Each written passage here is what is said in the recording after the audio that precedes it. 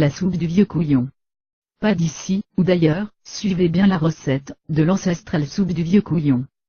Faites cuire la veille, vos haricots en grains.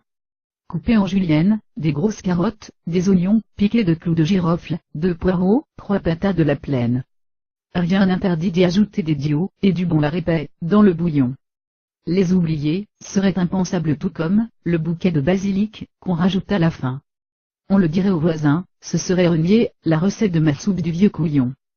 Celle qu'on déguste le soir, en automne, quand la bise déboule du col de la croix haute, et siffle dans les trous des vieilles serrures. On prend ces tranches de gros pain trempé d'huile d'olive, et frotté à l'ail rose. Certains, et j'en suis, recouvrent la soupe encore brûlante, de poignées de gruyère râpée. À 2, ou à 10, arrosée du vin de la Drôme.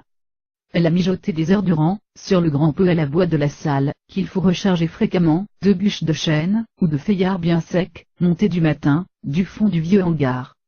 Demain, dans la marmite on rajoutera, de l'eau et des légumes, de la viande. Demain sera un autre jour, une autre saveur, pour la soupe du vieux couillon. Et, Marguerite? Mais t'as été bercée trop près du mur quand t'étais petite? C'est pas possible, ah non, c'est pas possible, non, c'est pas vrai. Mais tu rêves complètement, ma pauvre. Et, Marguerite? Mais ce soir, tu le sais, nous sommes 9. Et quoi, dans la soupe du vieux couillon, tu ne mets plus d'ail, de sel, de poivre?